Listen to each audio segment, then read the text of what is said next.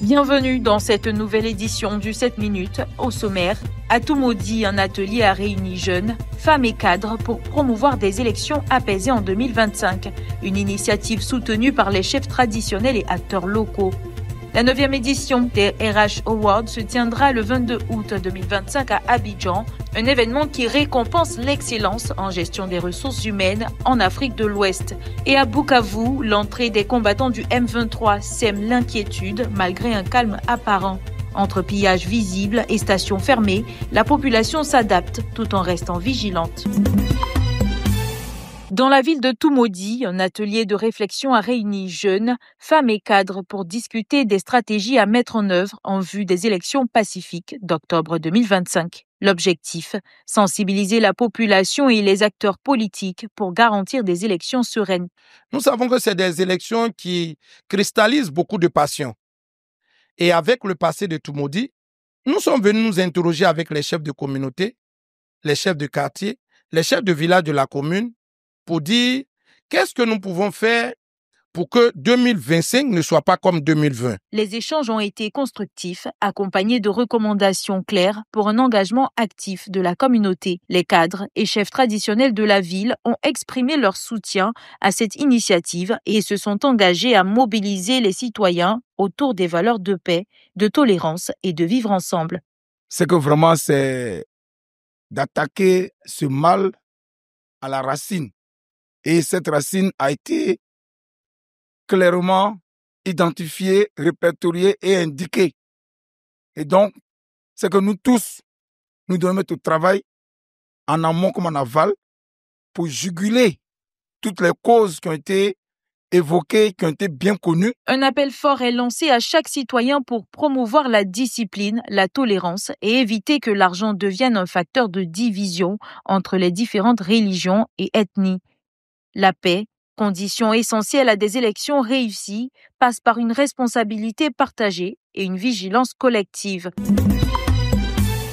C'est une cérémonie qui met en lumière les acteurs clés du secteur des ressources humaines en Afrique de l'Ouest. La 9e édition des RH Awards se déroulera le 22 août 2025 au Sofitel Abidjan, Hôtel Ivoire. L'annonce de cet événement majeur a été faite le 13 février 2025 au siège d'expertise locale, organisateur de l'événement. Ce rassemblement prestigieux accueillera experts, dirigeants d'entreprises et professionnels RH pour célébrer les initiatives les plus remarquables du secteur. Parce que nous, on croit que le capital le plus important dans une organisation, ce sont les ressources humaines.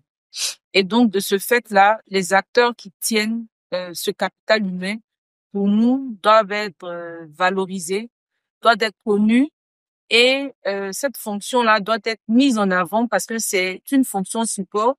Avec cette distinction à attribuer, le point d'orgue sera le Super RH Award, doté d'une récompense de 3 millions de francs CFA, ainsi qu'un accompagnement de 10 millions de francs CFA pour l'édition d'un livre.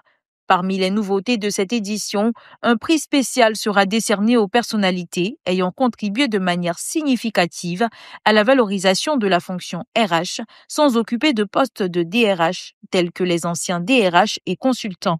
Nous allons, en plus des compétences techniques, nous allons voir décerner ce prix à ceux qui s'impliquent dans toute la communauté, dans l'écosystème RH, que ce soit par les contributions à travers des communications, que ce soit des contributions à travers des formations, que ce soit des contributions à travers l'article de journaux qu'ils auront fait ou du livre qu'ils auraient pu, l'ouvrage qu'ils auraient pu mettre à la disposition de la communauté. Les candidatures sont ouvertes du 13 février au 30 avril 2025 et les organisateurs appellent à une forte participation des acteurs ivoiriens pour faire briller la Côte d'Ivoire sur la scène internationale de cet événement incontournable.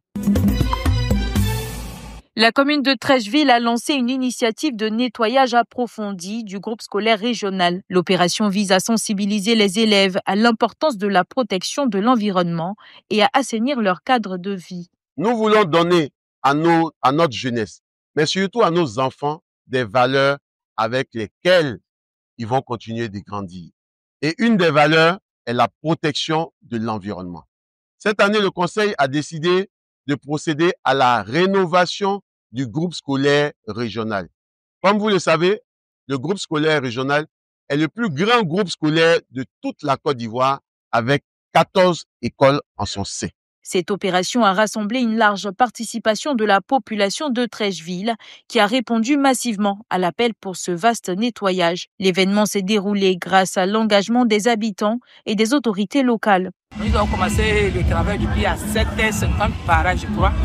Donc voilà, nous avons fait l'effort pour nettoyer tout. Avec les enfants même de l'école, qui nous ont beaucoup aidés.